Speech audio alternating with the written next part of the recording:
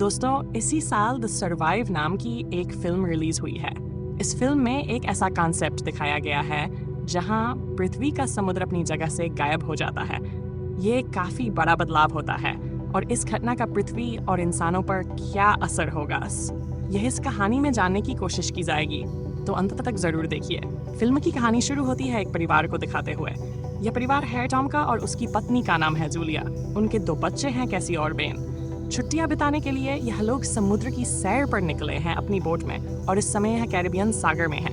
यह लोग बहुत खुश थे और यहाँ अच्छा समय बिता रहे थे। टॉम अपने बेटे बेन को मछली पकड़ना सिखा रहा था और कैसी आराम कर रही थी। उसी समय जूलिया तैरने के लिए समुद्र में चली जाती है। कुछ देर बाद जूलिया को पानी में कुछ अजीब महसूस होता है, जैसे पानी में कोई चीज हो। उसे लगा कि शायद ये उसका शक है, तो वह दोबारा तैरने लगती है, लेकिन फिर से उसे कुछ महसूस होता है। इस बार वह घबरा जाती है। वह बोट से भी काफी दूर जा चुकी थी, इसलिए वह मदद के लिए चिल्लाने लगती है। तभी टॉम उसकी आवाज सुनता है और सभी घबरा जाते हैं। टॉम जूलिया को बचाने के लिए जाता है और उसे बोट पर वापस लाता है। उसी समय बोट का कंपास अजीब तरह से घूमने लगता है, जो कि सामान्य बात नहीं थी। टॉम गुस्से में था क्योंकि उसने पहले ही कहा था कि जो भी पानी में जाए वह दूसरों को बताकर जाए। यह समुद्र है और यहाँ कुछ भी हो सकता है। जूलिया माफी मांगती है और यह हादसा जल्दी ही भुला दिया जाता है। शाम को यह लोग बेन का 100वां जन्मदिन मनाते हैं। टॉम के कप पर मोमबत्तियां जलाता है और सब बेन को बधाई देते हैं। कैसी अपने परिवार की एक तस्वीर खींचती है। इसी दौरान कैसी का बॉयफ्रेंड एडम उसे कॉल करता है। वह कैसी को याद कर रहा था और ट्रिप के बारे में पूछता है। वीडियो कॉल के दौरान कैसी देख पाती है कि शहर में एक खतरनाक तूफान आने वाला है, जिससे संपर्क भी टूट गया। इससे कैसी परेशान हो गई और वह अपने माता पिता को ये बात बताने जाती है। इससे पहले कि वे लोग कुछ और जान पाते, अचानक उन्हें झटके महसूस होते हैं। सभी डेक पर भागते हैं। तब उन्होंने देखा कि बड़े बड़े वेल्स वहां से गुजर रही हैं। टॉम समझाता है कि भी कभी दौरान वेल्स भटक जाती है मैग्नेटिक की वजह से। एक वेल बोट को झटका भी देती है। उनके जाने के बाद टॉम पानी में जाता है ताकि देख सके कि कहीं बोट को कोई नुकसान तो नहीं पहुंचा, और यह भी कि आखिर पानी में हो क्या रहा है। मगर वह खुद को प्रोपेलर पर जख्मी कर बैठता है और वापस आता है। टॉम खुद एक मरीन बायोलॉजिस्ट था और उसकी पत्नी जूलिया एक डॉक्टर। जूलिया टॉम के जख्मों का इलाज करती है। टॉम बताता है कि वेल की पूंछ से शाफ्ट को थोड़ा नुकसान पहुंचा है, जिससे सेल करने में उन्हें मुश्किल पेश आ सकती है। कैसी बार बार एडम से संपर्क करने की कोशिश कर रही थी, लेकिन नेटवर्क था ही नहीं। यहाँ तक कि बोट के रेडियो पर भी कोई सिग्नल नहीं मिल रहे थे। हालात को देखते हुए टॉम को चिंता होने लगी। वह अपने राशन का अंदाजा लगाता है, जिससे पता चला कि उनके पास सिर्फ 4 दिन का ही पानी बचा है, लेकिन वे एक शिपिंग रूट पर हैं, इसलिए जरूर कोई उन्हें ढूंढ लेगा। तभी बाहर से अजीब सी आवाजें इन्हें सुनाई देती हैं। जब ये बाहर आते हैं तो देखते हैं कि आसमान से कुछ गिर रहा है। पहले लगा कि यह धूमकेतु है, मगर वह उनके करीब ही गिरता है। टॉम कहता है कि यह तो सैटेलाइट्स हैं। मलबे से बचने के लिए टॉम बोट को स्टार्ट करने और वहां से हटने की बहुत कोशिश करता है, मगर बोट का बचा खुचा इंजन भी खराब हो जाता है। ये सभी लोग बोट के अंदर छिप जाते हैं। फिर एक अजीब और खतरनाक आवाज का उन पर असर होता है, जैसे जूलिया की नाक से खून बहने लगता है और बच्चे उल्टियां करने लगते हैं, मानो जैसे एक तेज तूफान आ गया हो। खैर, किसी तरह ये भयानक रात गुजर जाती है। सुबह जब ये उठते हैं और टॉम बाहर आता है तो उसे बहुत हैरानी होती है, क्योंकि ये लोग अब समुद्र में नहीं बल्कि एक वीरान और सूखे इलाके में थे। असल में यही समुद्र का वह इलाका था, मगर रातों रात पृथ्वी का समुद्र यहाँ से गायब हो गया था। टॉम अपने परिवार को तसल्ली देने की कोशिश करता है कि जरूरी नहीं है कि सब लोग मर गए हों। वह कुछ माप लेता है और समझता है कि कंपास गलत दिशा दिखा रहा है।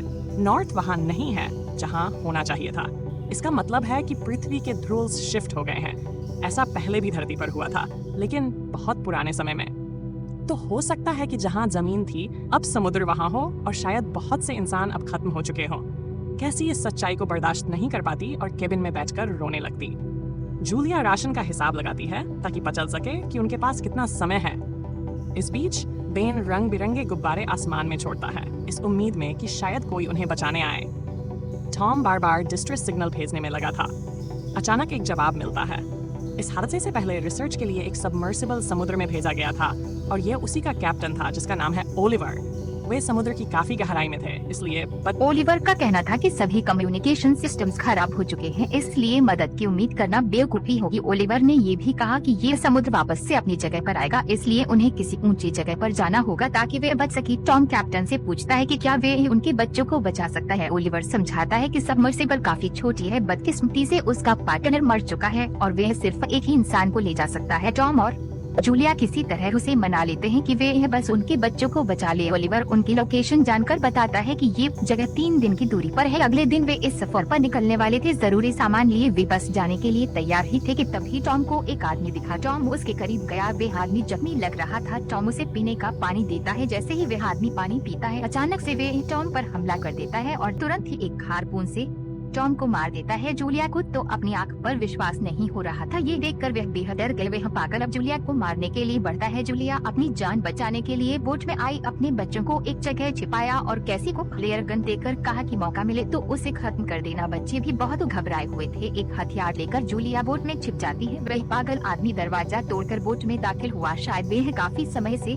भूखा था, इसलिए वह खाने पर टूट पड़ा। फिर वह जूलिया को ढूंढने लगा। बोट पे जो हॉल था, जूलिया छिपकर वहीं से निकल जाती है, इसलिए वह पागल आदमी उसे देख नहीं पाता। मगर उस आदमी के पास एक कुत्ता भी था जिसने जूलिया को देख लिया, इसलिए मजबूरन जूलिया को उसे खत्म करना पड़ा। अपने बच्चों को बचाने के लिए वह फिर से बोट में दाखिल हुई, मगर इस बार उस कातिल ने उस पर हमला कर दिया। वह उसे काफी मारता है, उसे काउच पर फेंकता है और वह जूलिया की भी जान ले लेता। मगर तभी कैसी फ्लेयर गन चलाती है जिससे वे खूनी घायल हो गया और इसी के साथ बोट में भी आग लग गई। जूलिया अपने बच्चों के साथ नक्शा और जरूरी सामान लेकर बोट से निकल जाती है। कैसी और बेन अपने पिता की लाश देखकर बहुत रोते हैं, मगर तभी जूलिया देखती है कि वे खूनी अब भी जिंदा है, इसलिए वे अपने बच्चों को लेकर वहाँ से भागने लगती है। वह बोट एक बड़े धमाके के साथ नष्ट हो गई। जूलिया और उसके बच्चे एक पथरीले रेगिस्तान को पार करते हुए एक घाटी में पनाह लेते हैं। कुछ देर आराम करते हैं। वहाँ थोड़ा पानी था, मगर वह समुद्र का खारा पानी था। बेन अपने पिता के लिए बहुत दुखी था, बल्कि वे खुद को ही दोष दे रहा था कि उन्हीं गुब्बारों की वजह से वे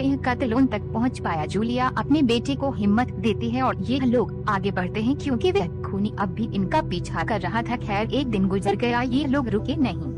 रास्ते में बेन को मरी हुई है मरशार्क मिली, जिससे थोड़ा मांस वह ले लेता है, मगर खूनी इनका पीछा नहीं छोड़ रहा था, इसलिए ये लोग रुक नहीं सकते थे। चलते चलते ये लोग एक ऐसे इलाके में पहुंच जाते हैं जहां जहरीले कचरे के बैरल्स थे, क्योंकि इंसान कचरा समुद्र में ही फेंकता था, इसलिए अब वे यहाँ साफ नजर आ रहा था। ये लोग तल पर चलते हुए प्लास्टिक और इंसानों द्वारा फेंके हुए कचरे के ढेरों के बीच से गुजर रहे थे, जो साफ साफ प्रदूषण की तरफ इशारा कर रहा था। थोड़ी देर बाद जूलिया देखती है कि बेन बहुत ज्यादा डिहाइड्रेट हो गया है और वे उसे बचा हुआ पानी पिला देती है। कैसी अब अपना नाक हो रही थी, उसे डर था कि वे यह बच नहीं पाएंगे, मगर जूलिया उसे शांत करती है। खैर, चलते चलते उन्हें एक बड़े से मैदान में एक पूरा क्रैश हुआ विमान मिलता है जो कभी समुद्र में गिरा होगा। शाम होने वाली थी, इसलिए ये लोग उसी में रात बिताने का फैसला करते है। बाद में जूलिया उन पलों को याद करती है जब वे पहली बार अपने पति यानी टॉम से मिली थी और कैसे उन्हें प्यार हो गया था। टॉम एक मरीन बायोलॉजिस्ट था। एक बार वे समुद्र में 9 दिन तक फंसा रहा था, फिर उसे बचा लिया गया और जूलिया ने उसका इलाज किया था। ये बातें करते हुए वे खुद भी भावुक हो गई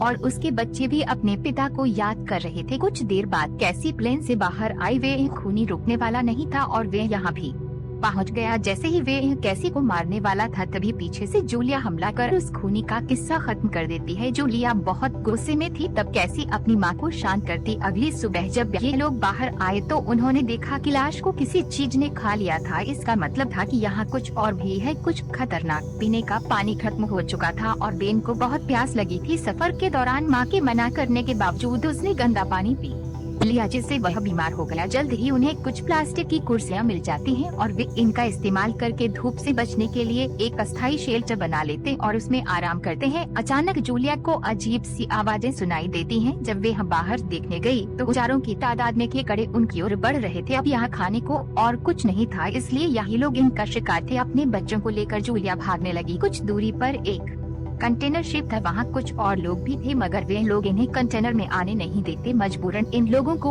ऊपर चढ़ना पड़ा। तभी बड़े बड़े केकड़े क्रब वहाँ पहुँच गए जो इंसान कंटेनर में छिपे हुए थे। उस कंटेनर में एक हॉल था, तो वे केकड़े अंदर घुस गए और सबको मार डाला। खुद को बचाने के चक्कर में जूलिया ने अपना पैर भी जख्मी कर लिया, जिसे बाद में वे एक कपड़े से बांध देती है, मगर इसके बाद वे बेहोश हो गई। अगली सुबह जब वे उठी तो देखा कि उसके बच्चे जिंदा हैं और वह के कड़े वहाँ से जा चुके हैं। इन्हें वहाँ कुछ खाना और हथियार मिल जाते हैं। जूलिया अपने घाव का इलाज करती है, मगर इसी बीच वह नक्शा खो देती है जिससे यह लोग ओलिवर तक पहुंच सकते थे। एक मरे हुए व्यक्ति की जेब में जूलिया को एक रेडियो मिला जिससे वह ओलिवर से संपर्क करती है। ओलिवर कहता है कि उस पर भी उनके कड़ ने हमला किया था। उसकी ऑब्जर्वेशन के मुताबिक समुद्र जल्दी ही वापस आने वाला है, इसी वजह से ये प्राणी सतह पर आ गए हैं। जूलिया उससे अपने बच्चों को बचाने की भीख मांगती है, लेकिन उसे नहीं पता कि कहाँ जाना है क्योंकि नक्शा खो गया है। ओलिवर फ्लेयर गन का इस्तेमाल करता है जिससे इन लोगों को उसकी लोकेशन का पता चल जाता है। ये परिवार उसी दिशा में भागने लगता है। उन्हें दूर एक पीली सबमरीन दिखाई देती है, लेकिन पुराने समुद्र के गहरे इलाके की पथरीली जमीन के कारण वहाँ तक पहुँचना मुश्किल